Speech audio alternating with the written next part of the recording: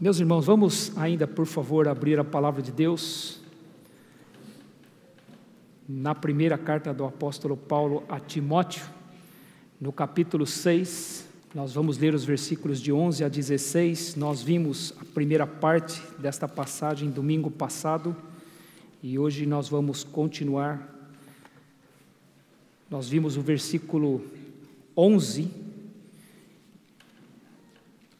e hoje nós vamos prosseguir na meditação desta passagem, em que o apóstolo Paulo está caminhando para o final da sua palavra para Timóteo, dando seus últimos conselhos, seus últimos mandamentos, até repetindo alguns deles. Ele já o fez nessa carta e ele relembra aqui nesta passagem. 1 Timóteo capítulo 6, a partir do versículo 11, está escrito assim: Tu, porém, ó homem de Deus, foge destas coisas, antes segue a justiça, a piedade, a fé, o amor, a constância, a mansidão. Combate o bom combate da fé.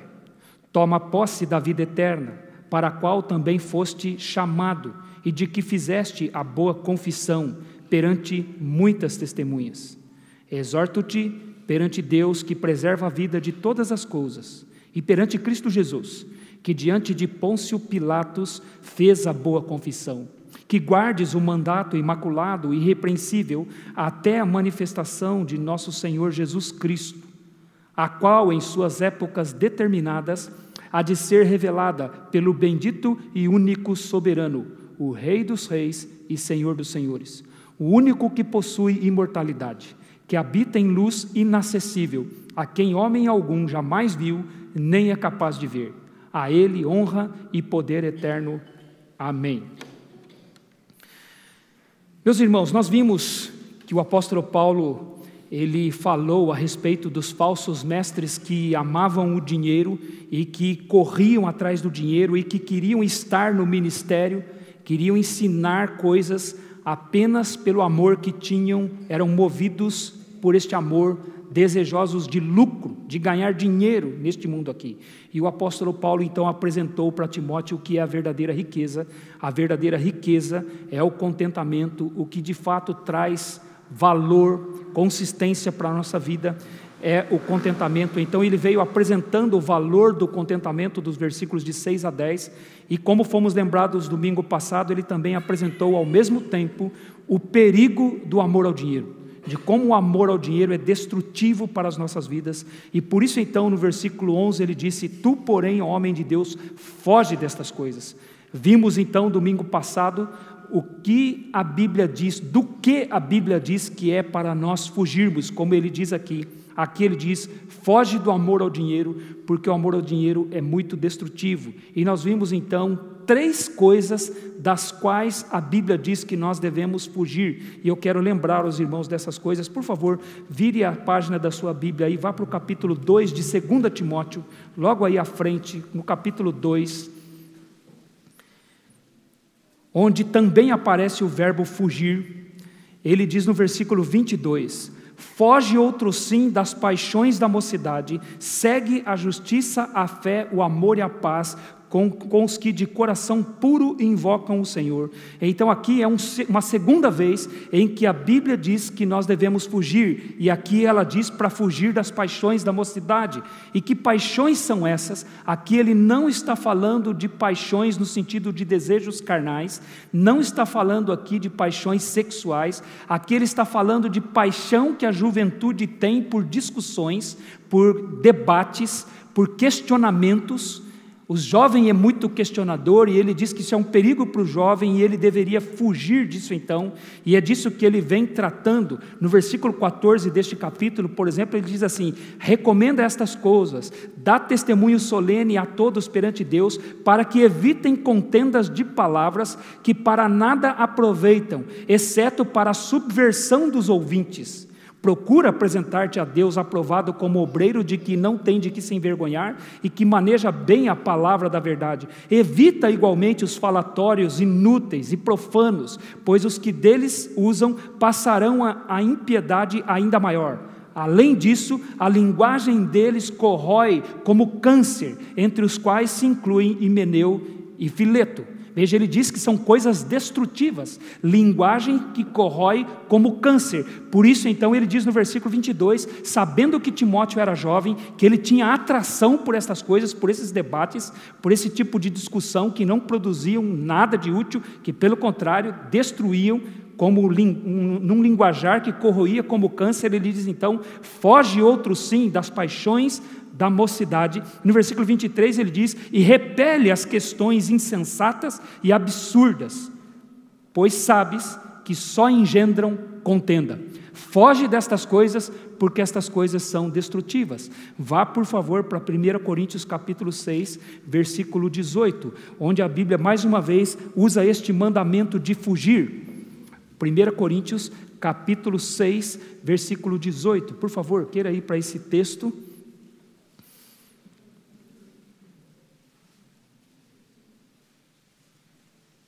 Primeira Coríntios, capítulo 6, versículo 18. Diz assim: fugir da impureza. Qualquer outro pecado que uma pessoa cometer é fora do corpo, mas aquele que pratica a imoralidade peca contra o corpo. No contexto aqui, o apóstolo Paulo está falando de pecados sexuais, está falando de impureza sexual, aquele que comete pecado sexual, que significa qualquer envolvimento sexual fora da santidade do casamento. Então a Bíblia diz que nós não devemos tentar lidar com estas coisas. A Bíblia diz que não é para eu tentar administrar essas coisas, não é para eu manter conversas que possam me levar a esse tipo de pecado. É melhor eu ser, irmãos, me entendam por favor, é melhor eu ser sem etiqueta, é melhor eu ser rude se for necessário, mas não entrar em conversas que podem me levar a cometer esse pecado. Foge, foge. É melhor nem dar um oi, se for o caso, nem dar um cumprimento, se for um caso, por medo de cair neste pecado. Então aqui a Bíblia está dizendo, foge dessas coisas, foge das discussões inúteis, porque causam destruição, fugir da impureza, porque os pecados sexuais destroem também, assim como conversas inúteis e destroem. O pecado sexual destrói famílias, destrói casamentos, destrói igrejas e destrói até sociedades. Então a Bíblia está dizendo, foge destas coisas. E a terceira vez que a Bíblia vai dizer para fugir, 1 Coríntios capítulo 10, só virar algumas páginas da sua Bíblia, por favor, vá para o capítulo 10 de 1 aos Coríntios. A palavra de Deus vai dizer assim, a partir do versículo 1. Ora, irmãos, não quero que ignoreis que nossos pais estiveram todos sob a nuvem e todos passaram pelo mar, tendo sido todos batizados, assim na nuvem como no mar, com respeito a Moisés. Todos eles comeram de um só manjar espiritual. Veja, eles tinham o que comer. Todos eles comeram de um só manjar espiritual e beberam da mesma fonte espiritual, porque bebiam de uma pedra espiritual que os seguia, e a pedra era Cristo. Eles tiveram o maná no deserto, eles tiveram a água que saía da rocha, ambos simbolizavam a presença, a vinda de Jesus Cristo no futuro, é o que ele está dizendo. Não faltou comida para o povo de Israel, não faltou bebida para o povo de Israel, enquanto eles caminharam aqueles 40 anos no deserto. E aí então no versículo 5 ele continua dizendo, entretanto Deus não se agradou da maioria deles, razão porque ficaram prostrados no deserto. Ora, estas coisas se tornaram exemplos para nós, a fim de que não cobicemos as coisas más, como eles cobiçaram. Então, qual foi o pecado do povo de Israel? Falta de contentamento. Eles tinham o que comer, eles tinham o que beber, eles tinham Deus com eles, mas eles cobiçaram aquilo que eles não tinham, e Deus se desagradou deles. Versículo 7 diz, não vos façais, pois, idólatras, como alguns deles, porquanto está escrito, o povo assentou-se para comer e beber, e levantou-se para divertir. Esse é o evento quando eles fizeram o bezerro de ouro, está escrito lá em Êxodo capítulo 32, Moisés havia subido ao monte para receber a lei do Senhor, e Moisés se demorava lá, e eles então não se contentaram com o que Deus estava fazendo, e fizeram para si um bezerro de ouro, e fizeram uma festa no entorno daquele bezerro, e Deus se irou, se desagradou deles. Versículo 8 diz: e não pratiquemos imoralidade, como alguns deles fizeram, e caíram num só dia 23.000. Em Números capítulo 25 está escrito que o povo de Israel começou a se prostituir com as mulheres dos moabitas, e foi uma imoralidade tal que Deus matou 23.000 num só dia, por causa daquela imoralidade, porque eles não estavam contentes com o que Deus estava fazendo. No versículo 9 diz: não ponhamos o Senhor à prova, como alguns deles fizeram, e pereceram pelas mordeduras das serpentes. Eles não se contentaram com o pão que Deus tinha dado e disseram: nós estamos enjoados desse cuidado que o Senhor tem tido conosco, e começaram a murmurar contra Moisés, contra os líderes do povo, e Deus enviou serpentes que mordiam os israelitas, e eles estavam morrendo no deserto. E então eles se arrependeram e pediram para Moisés que intercedesse por eles. Moisés foi falar com Deus. Deus então mandou que Moisés fizesse uma serpente de bronze, e todos os que olhassem para a serpente de bronze não morreriam pela mordedura da serpente. Está aqui como exemplo para nós. Versículo 10 diz: nem murmureis como alguns deles murmuraram, e foram destruídos pelo exterminador. Logo depois da terra ter engolido os filhos de Coré, no dia seguinte eles foram reclamar com Moisés, e Deus mandou uma praga, e com aquela praga morreram 14.700 homens de Israel naquele dia, e foi um ato de murmuração deles por falta de contentamento com o cuidado de Deus. E aí o versículo 11 diz: estas coisas lhes sobrevieram como exemplos e foram escritas para nossa advertência de nós outros, sobre quem os fins dos séculos têm chegado. Irmãos, estas coisas estão escritas lá no Antigo Testamento, são relembradas aqui em 1 Coríntios capítulo 10, para nossa advertência, para a advertência da igreja hoje, sobre quem os fins dos séculos é chegado. Isso aqui está para que nós saibamos como Deus age quando nós não temos contentamento. Deus considera uma grande idolatria a falta de contentamento. E aí por isso no versículo 12 ele diz: aquele pois que pensa estar em pé, veja que não caia, não vos sobreveio tentação que não fosse humana, mas Deus é fiel, e não permitirá que sejais tentados além das vossas forças. Pelo contrário, juntamente com a tentação vos proverá livramento, de sorte que a possais suportar. Portanto, meus amados irmãos, o que está escrito? Fugir do quê? E o que é idolatria? A falta de contentamento. Quando nós não nos contentamos com os cuidados de Deus, Deus considera isso uma grande idolatria, e Ele manifesta o seu desagrado, manifesta a sua ira, como Ele manifestou várias vezes com o povo de Israel durante aqueles 40 anos que eles estiveram caminhando pelo deserto, porque Deus estava dando o pão, Deus estava dando a água, Deus estava cuidando da vestimenta deles para que elas não se desgastassem, mas eles não se contentaram com isso e começaram a murmurar, começaram a reclamar, e Deus considerou isso uma idolatria. E o apóstolo Paulo, escrevendo então aos Coríntios, diz: fugir da idolatria. Irmãos, esta passagem de 1 Coríntios capítulo 10, este fugir que está escrito lá, é o mesmo que está escrito aqui no versículo 11 de 1 Timóteo capítulo 6, você pode voltar para lá se ainda não voltou.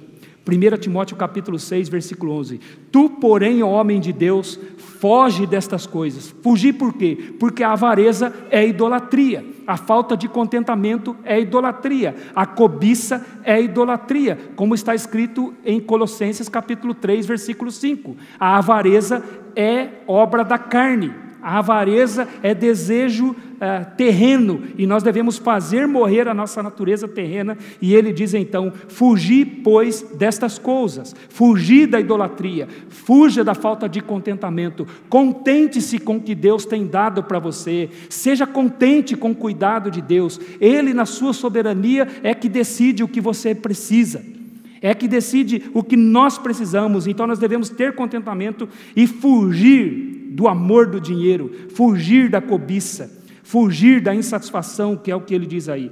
E ao contrário disso, devemos então seguir a justiça, a piedade, a fé, o amor, a constância e a mansidão, como nós vimos. Então os dois primeiros mandamentos aqui de uma vida que honra a Deus, uma vida que honra a Deus é uma vida que foge do amor ao dinheiro. Segundo, uma vida que honra a Deus é uma vida que busca, que persegue aquilo que realmente importa para Deus. E o que importa para Deus? A justiça, a piedade, o amor, a fé, a constância e a mansidão. É isso que Deus quer que nós busquemos, não o amor do dinheiro, não as coisas deste mundo, mas estas coisas que realmente importam para Ele. Então o apóstolo Paulo, continuando no versículo 12, ele vai dar aqui, irmãos, o terceiro significado de uma vida que honra a Deus.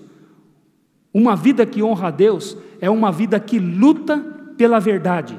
Veja o que ele vai dizer no versículo 12: Tu, porém, homem de Deus, combate o bom combate da fé. Paulo ordena aqui a Timóteo para ele combater o bom combate da fé. Lutar pela fé, meus irmãos, é um trabalho de todo crente. Ainda que ele esteja falando para Timóteo aqui, na segunda pessoa do singular, tu, porém, combate o bom combate da fé. Ainda que ele esteja falando aqui para o pastor da igreja, que era o caso de Timóteo, mas a Bíblia vai nos dizer que essa é uma tarefa sua. É uma tarefa minha, é uma tarefa nossa como igreja. Nós somos chamados por Deus a lutar, a combater o bom combate da fé. Isso está escrito, por exemplo, em Judas, aquela pequena carta que antecede o livro de Apocalipse, de apenas um capítulo. Judas, versículo 3, vai dizer que nós fomos chamados para batalhar pela fé, que uma vez por todas foi entregue aos santos. A igreja de Cristo Jesus é chamada para lutar pela fé. Nós não nos envolvemos, irmãos, em discussões vazias, nós não nos envolvemos nesses debates tolos, genealogias sem fins, filosofias vazias de significado. Nós não nos envolvemos com essas más teologias, nós não queremos ficar discutindo essas coisas, porque nós sabemos que isso é perigoso, se envolver nesses debates, que somente lançam dúvidas para as pessoas e não trazem respostas. Esse é o problema das discussões, que os jovens muitas vezes se envolvem. É por isso que jovens muitas vezes vão para as universidades, e se eles não estão firmados na fé, se eles não estão firmados na verdade, eles começam a voltar da faculdade, voltar das universidades, com mais perguntas do que respostas. Sabe por quê? Porque as discussões filosóficas lançam mais perguntas do que respostas, então dúvidas começam a ficar no coração deles, dúvidas começam a subir, como Jesus disse. Por que sobem dúvidas aos vossos corações? Porque começa com essas discussões tolas, discussões que só fazem perguntas e não trazem respostas. Eles ficam com muitas perguntas e nenhuma resposta. Isso destrói fé, isso destrói a vida. Então nós não queremos nos envolver com isso, nós não queremos esse tipo de debate, mas nós queremos lutar pela verdade da palavra de Deus. Nós somos chamados para lutar pela fé. Isso é lutar pelo conteúdo da palavra de Deus. Fé aqui, irmãos, são as doutrinas da Bíblia. Aquilo que a palavra de Deus ensina, são os ensinos da palavra de Deus. E a palavra de Deus, ela é atacada o tempo todo. Mesmo antes dela ficar pronta, mesmo antes dela terminar de ser escrita, ela já era atacada. Escritos de Jeremias foram queimados antes mesmo deles serem incluídos na Bíblia. E Deus mandou que Jeremias escrevesse de novo, para que pudessem ser incluídos aqui na palavra de Deus.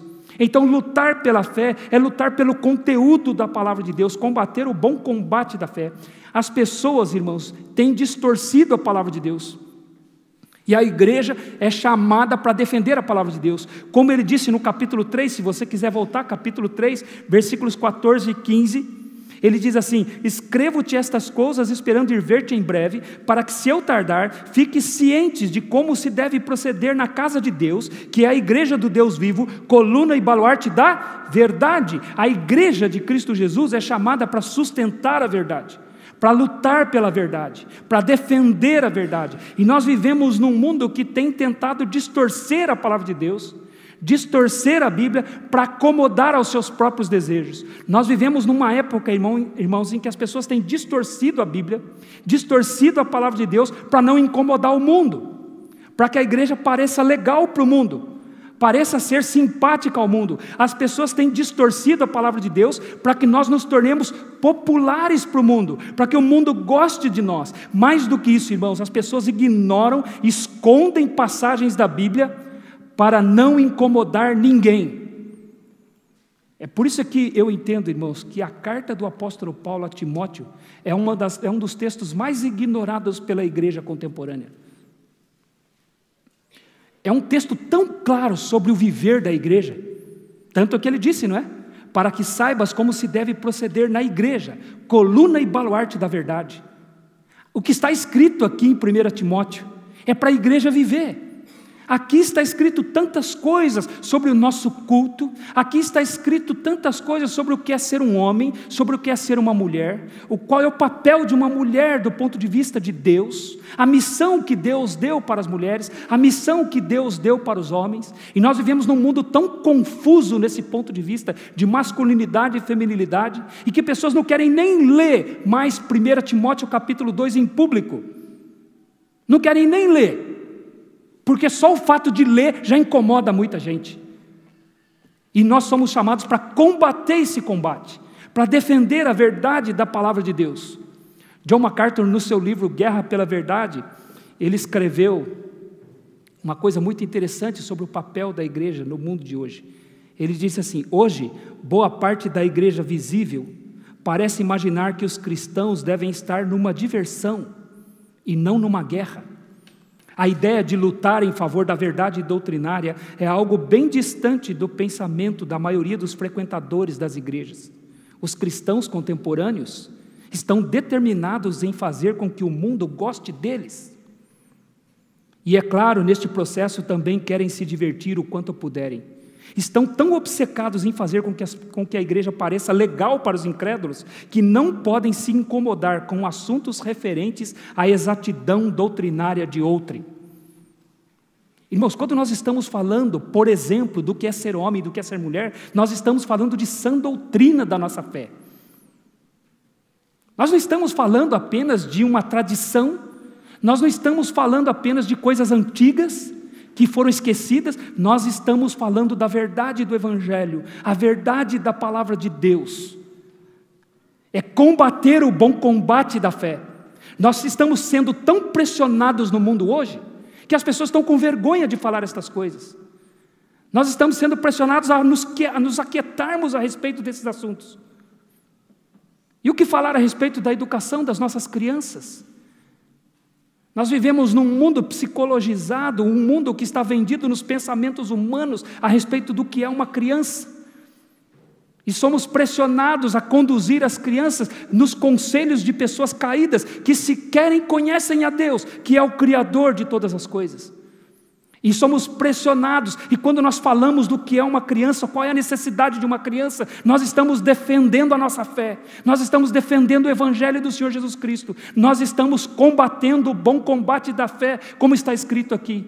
Por isso ele diz em 1 Coríntios capítulo 1, versículo 18, que a palavra da cruz é loucura para os que se perdem, mas para nós que somos salvos, poder de Deus. Então nós estamos lutando por coisas que têm a ver com a nossa fé, não é apenas uma tradição antiga que nós não queremos abandonar, é a fé, é a palavra de Deus eterna, e a igreja de Cristo Jesus é chamada para combater esse bom combate. Então quando nós estamos falando dessas coisas, são verdades eternas, são coisas que emanam da cruz, emanam do Evangelho, e pela qual nós somos chamados a falar. Irmãos, Deus quer apenas que nós falemos. O resultado da nossa fala, o resultado da nossa pregação, o resultado quem vai dar é Ele, não somos nós. Por isso que o apóstolo Paulo, quando estava em Coríntios, irmãos, Atos capítulo 18 vai mostrar isso, quando ele chega em Corinto, ele está tão desanimado por causa da pressão que ele estava recebendo, as lutas que ele estava tendo, ele chega em Corinto e ele está desanimado, ele não quer nem pregar. Ele chega em casa, está à noite em casa, em Corinto, ele fica ali trancado, e o Senhor Jesus vem, se apresenta para ele pessoalmente e diz assim: Paulo, não temas. Quando Jesus diz assim para alguém, não temas, o que está acontecendo com essa pessoa? Ela não está com algum temor? Ela não está com medo? Ela não está sofrendo pressão? O Senhor Jesus chega para Paulo e diz assim: Paulo, não temas. Apenas fale e não te cales. Deus quer que nós falemos, irmãos. Deus não quer que nós fiquemos calados. Aí o Senhor Jesus disse: sabe quem vai trazer o resultado nesta cidade? Sou eu. Ele diz: Paulo, não temas, apenas fale e não te cales, porque eu sou contigo, ninguém ousará fazer-te mal, e tenho muito povo nessa cidade. Eu vou salvar gente nessa cidade. Eu vou transformar vidas nessa cidade. E Paulo ficou ali 1 ano e meio e nasceu a igreja de Corinto. Por quê? Ele obedeceu, ele falou, ele não se calou. Nós estamos num mundo que quer que nós nos calemos, quer que fiquemos quietos, que não falemos mais estas coisas. Esses são assuntos ultrapassados, esses são assuntos que ficaram para trás. Nós estamos no século 21 e você ainda quer falar estas coisas? E você ainda quer defender estas coisas? Nós estamos no século 21. Não importa o século que nós estamos, irmãos, são verdades da nossa fé. Nós somos chamados para combater esse bom combate. Deus quer apenas que alguém fale, e nós temos que falar. Você tem que falar, eu tenho que falar. E as pessoas têm distorcido, escondido estas passagens, porque elas têm incomodado muita gente. As pessoas distorcem a Bíblia, irmãos, para que a Bíblia se torne a opinião da maioria. A palavra de Deus nunca vai ser a opinião da maioria. As pessoas não querem ficar no grupo da minoria. É ruim ficar no grupo da minoria, né? A gente se sentir no grupo da minoria é frustrante, né? E por isso que as pessoas têm distorcido a Bíblia, porque elas querem que a Bíblia fique com a opinião da maioria. E nós não queremos ficar com a minoria, mas deixa eu dizer para você, a igreja vai ser sempre a minoria desse mundo. O Senhor Jesus disse lá em Mateus capítulo 7, versículos 13 e 14, entrai pela porta estreita, porque estreita é a porta e apertado o caminho que conduz à salvação. Larga é a porta, espaçoso o caminho que conduz à perdição. Entrai pela porta estreita, porque estreita é a porta e apertado o caminho que conduz à vida, e poucos se acertam com ele. Foi o Senhor Jesus que falou. Poucos se acertam com ele. A nossa fé, irmãos, nunca será a opinião da maioria. Eu gosto do profeta Micaías, está lá em 1 Reis, capítulo 22, numa época em que o povo de Israel já havia sido dividido entre reino do norte e reino do sul. O rei Acabe era o rei do reino do norte, Israel, e Josafá era o rei do reino do sul, Judá. E um dia os dois se encontraram. O rei Josafá foi encontrar-se com o rei Acabe, e o rei Acabe ia sair para uma batalha contra Ramote Gileade, e aí ele perguntou para o rei Josafá: você não quer vir comigo nessa batalha? O rei Josafá falou: sim, eu vou com você, mas vamos consultar a palavra de Deus para ver se realmente nós devemos ir. Aí o rei Acabe falou assim: tá bom, eu tenho 400 profetas aqui, vamos consultar eles. Aí chega para 400 profetas, todos os 400 profetas são unânimes em dizer: olha, pode ir, vai nessa batalha, que o Senhor já te entregou o Ramote Gileade na sua mão, vai tranquilo. Aí o rei Josafá olhou aquilo assim e falou: mas 400 profetas, todos dizendo a mesma coisa, um discurso tão prontinho assim, tão fácil de aceitar, estou achando meio estranho esse negócio aí. Você não tem mais nenhum profeta aí não? Você só tem esses 400? Ele falou assim: olha, eu tenho um aí, mas esse eu não gosto. Por que você não gosta? A palavra dele é sempre tão pessimista, a palavra dele é sempre tão negativa, ele nunca profetiza de mim o que é bom, só profetiza de mim o que é mal, eu não gosto de ouvir ele não. Aí o rei Josafá falou: não, mas não vamos fazer assim, se é o profeta do Senhor, vamos ouvir. Ele falou: então tá bom, então manda chamar ele. Aí eles vão chamar o Micaías. Micaías, seguinte, estão chamando você lá para você levar a palavra de Deus lá para o rei Acabe. Mas deixa eu contar para você, ele tem 400 profetas lá, os 400 disseram assim, assim, assim, vai lá e fala o mesmo que eles falaram, e fica bom para todo mundo. É só você falar a opinião da maioria, fica igual para todo mundo, você não cria problema para você, você não incomoda o rei, fica todo mundo muito bom para nós. Vai lá, fala o que está todo mundo falando. Por que você quer ter um discurso diferente? Fala o que está todo mundo falando. O profeta Micaías disse assim: tão certo como vive o Senhor, o que ele mandar eu dizer, isso falarei. E quando ele chegou lá: e aí, eu devo ir para Ramote Gileade? Ele disse assim: se você for, você vai morrer hoje. Você vá que você vai ver, você vai morrer. Aí, estou falando? Não estou falando. Ele só profetiza de mim o que é mal, nunca profetiza de mim o que é bom. Prende ele, trata ele com escassez de pão e água. Eu vou para a guerra, e depois que eu voltar, eu dou um jeito nele. Aí o profeta Micaías falou: se você voltar vivo, o Senhor não falou por meu intermédio. E os profetas vieram, deram bofetadas na cara de Micaías, falaram assim: de onde saiu o Espírito do Senhor de você, de nós, para falar por intermédio de você? Micaías falou: o que vocês têm é um espírito de mentiras. O discurso de vocês é muito unânime, o discurso de vocês é muito popular, o discurso de vocês é muito fácil de ser aceito, mas é mentira, não é a palavra de Deus. Aí você tem 400 profetas contra um. Com quem estava a palavra de Deus? Com quem? só com aquele um. Irmãos, a verdade de Deus sempre vai estar com a minoria. A verdade da nossa fé nunca vai ser popular. Nós somos chamados a lutar pela verdade. Nós estamos numa guerra pela verdade. Nós não queremos ficar vendidos nos pensamentos transitórios deste mundo. E Paulo vai dizer aqui, combate o bom combate. Alguém poderia dizer assim, toda guerra é ruim, toda guerra é inútil, nenhuma guerra é sábia. Não, existe uma guerra sim que é boa, existe uma guerra que é sábia, existe uma guerra que é nobre. Essa expressão aqui, bom combate, ela poderia ser traduzida também, o combate nobre, o combate excelente, o combate que agrada a Deus, o combate que é agradável aos olhos de Deus, um combate que Deus manda que nós o combatamos, porque é agradável a Ele. Então a ideia de dizer que toda guerra é ruim, toda guerra é inútil, é mentira. Existe uma guerra que é saudável, e que Deus quer que nós a guerreemos. Existe essa guerra, e por isso Deus nos chama a batalhar este bom combate que é nobre, que é excelente, que é a guerra pela verdade. Sabe, irmãos, nós vivemos nessa época que as pessoas falam tanto de união, né? Elas dizem que nós não devemos lutar, não, nós não devemos guerrear, nós devemos, na verdade, nos unir, ficarmos unidos. E por isso que alguns, por que você fica falando dessas doutrinas? Por que vocês falam essas coisas? Essas coisas só divergem, essas coisas separam. Nós devemos unir.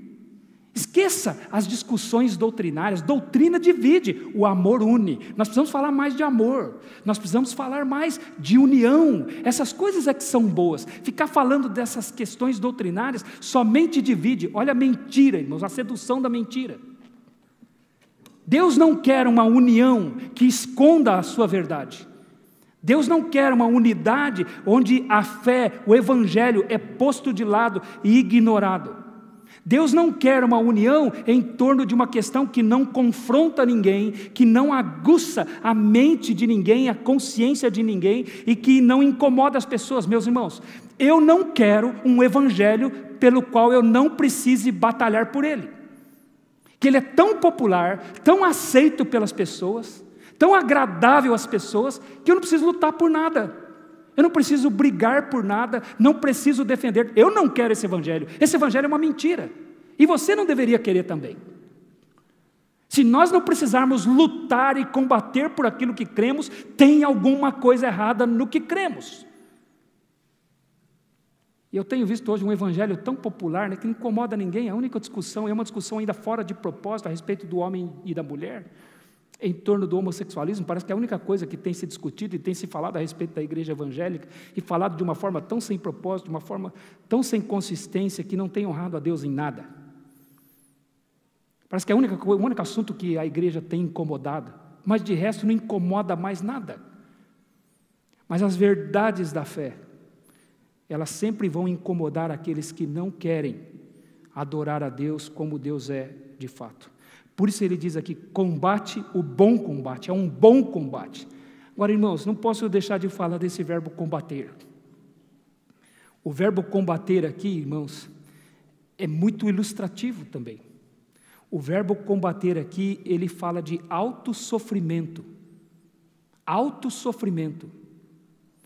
É, na verdade, irmãos, de onde nós tiramos a nossa palavra agonizar. É como se Paulo estivesse dizendo assim, agonize pela verdade. Agonize pela verdade. É a mesma raiz, é uma raiz grega, de onde nós tiramos o nosso verbo agonizar, quando nós dizemos que alguém está lutando pela vida. Quando alguém está numa cama, doente, quase à morte, mas está resistindo para não morrer, nós dizemos que essa pessoa está agonizando, não é verdade? É o mesmo verbo que é usado aqui. Ele diz para nós agonizarmos, significa lutar com todo o ser, sofrer pela fé, é sofrer pela doutrina das Escrituras. É por isso que as pessoas não querem, porque é muito sofrimento você lutar pela verdade. Nós somos chamados a sofrer pela verdade doutrinária, pela verdade da nossa fé. E é interessante que quando ele diz aqui no versículo 11, tu porém, homem de Deus, foge dessas coisas, o verbo fugir aqui está na voz ativa. Quando ele diz persegue ou segue a justiça, a piedade, a fé, o amor, a constância, a mansidão, o verbo seguir aqui, ou perseguir, ele também está na voz ativa. Mas quando ele diz combate, o verbo está na voz reflexiva. Achou que aquelas aulinhas de português lá não serviriam para nada, né? Pastor, nem lembro mais o que é voz ativa e o que é voz reflexiva. Voz ativa é quando você faz alguma coisa que o outro sofre ação. Voz reflexiva é quando você faz alguma coisa que você também sofre ação. Então ele está dizendo que quando eu combater o bom combate, que o verbo é agonizar, eu vou sofrer. Há um preço a ser pago para lutar pela verdade. Lute. Sabe por que eu sofro? Porque lutar pela fé é uma luta que começa contra mim mesmo. Quando você vai lutar pela verdade, você está lutando contra você mesmo. É sofrimento porque nós começamos a lutar contra a nossa própria carne, contra a nossa própria natureza terrena que nós devemos fazer morrer, como está escrito lá em Colossenses capítulo 3, versículo 5. Então é um sofrimento para nós, quando nós lutamos pela verdade, estamos lutando contra nós mesmos. Sabe por quê? Dentro de nós há um desejo de não sofrermos por estas coisas. Dentro de nós há um desejo de criarmos atalhos. A gente quer atalho, a gente não quer pagar o preço. Nós queremos atalhos. Há dentro de nós esse desejo de não lutar, mas apenas em acompanhar as mentiras do mundo. Como foi sugerido para Micaías. Por que você vai falar essas coisas? Dá tanto trabalho, rapaz, por que você não fala o que está todo mundo falando? Fica bom para todo mundo? Você pensa que eu não tenho esse desejo? Eu sei que você tem esse desejo. Eu sei que nós temos o desejo de esconder algumas verdades da palavra de Deus, porque nos dão muito trabalho defendê-las. E por isso é que ele diz, combata. Se você vai combater, você vai sofrer por estas coisas. Irmãos, a nossa vida nesse mundo aqui, ela ficaria tão mais fácil se nós não falássemos essas coisas. A nossa vida seria tão facilitada se a gente não tivesse que falar essas coisas, ensinar essas coisas, crer nessas coisas, defender nessas coisas. A gente sente o desejo de apenas ensinar, irmãos, e falar coisas triviais. Jesus te ama, tem um plano maravilhoso para a sua vida, tem tantas promessas boas para você na palavra de Deus. O Senhor é maravilhoso. O Deus eterno é cheio de graça para você, é cheio de misericórdia para você. Ele te ama tanto, Ele deu o seu Filho para morrer por você na cruz. Irmãos, tem alguma mentira nisso tudo que eu disse? Mas isso é toda a verdade? Sim ou não? Irmãos, é fácil falar as coisas triviais, que você já sabe. Você já sabe delas. Mas custa-nos, irmãos, falar a verdade da palavra de Deus. Isso exige um preço alto. E por isso que esse verbo aqui, combater, ele fala que há este preço a ser pago por defender a verdade da fé. Agonizar significa sofrer, significa que vai nos custar. Nós pagamos, irmãos, um preço alto por pregar o Evangelho. Nós pagamos um preço alto por dizer que a palavra da cruz é loucura para os que se perdem, mas para nós que somos salvos, poder de Deus. Nós pagamos um preço alto por afirmar que Deus é santo e que nós somos pecadores. Pagamos um preço alto por afirmar que Deus enviou seu Filho, perfeito, santo, justo, para receber a ira de Deus no nosso lugar naquela cruz.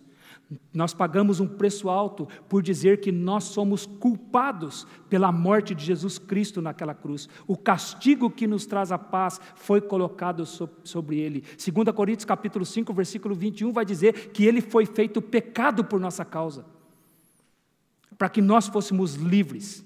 Custa-nos afirmar estas coisas. Custa-nos, irmãos, afirmar que nós somos pecadores, desde a planta do nosso pé até o último fio de cabelo da nossa cabeça. Nós não gostamos de ouvir isso e nem de dizer isso, mas essa é a verdade da palavra de Deus. Há um preço em sermos lembrados disso, de que nós somos assim.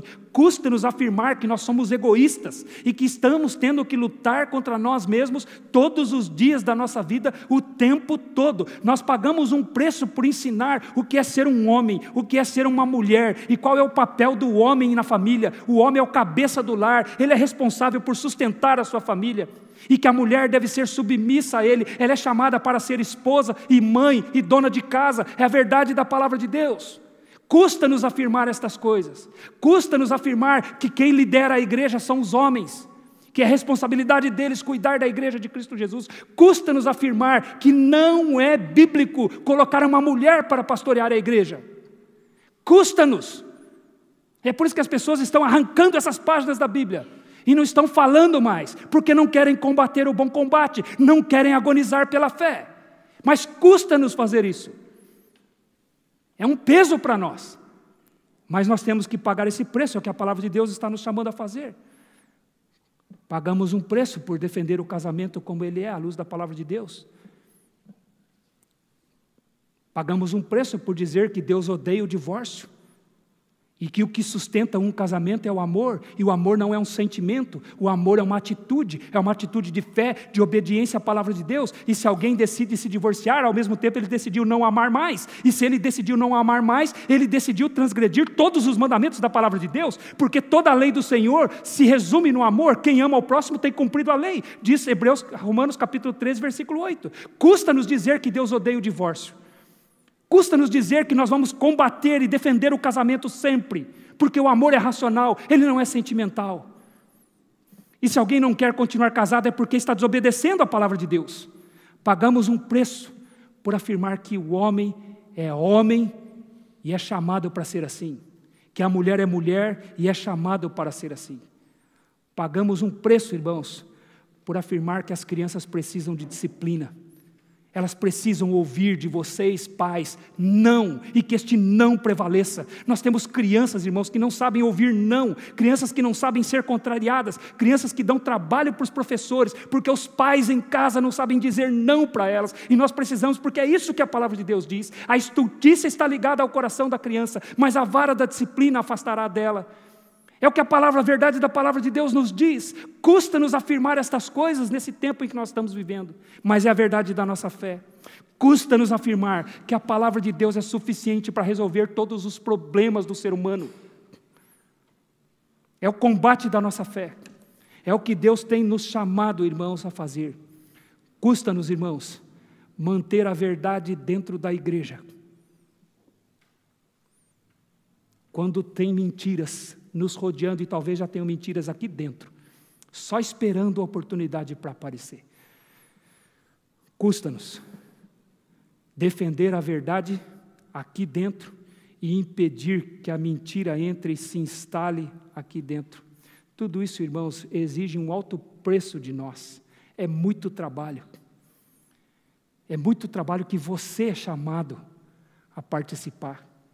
Isso não é papel só do pastor, não é papel só do presbitério da igreja. Isso é papel de toda a igreja de Cristo Jesus. Batalhar pela fé que uma vez por todas foi entregue aos santos. Então nós precisamos falar estas coisas, irmãos. Precisamos falar. Não podemos nos calar. Sutilmente, o mundo tenta calar a nossa boca. Mas a Bíblia diz: combata o bom combate da fé. Nós somos chamados para fazer isso. Você crê nisso? Ou isso é apenas um discurso bonito para você? Você crê que a igreja tem que continuar dizendo essas coisas? Tem que continuar defendendo essas coisas? Você crê que você é chamado a praticar essas coisas?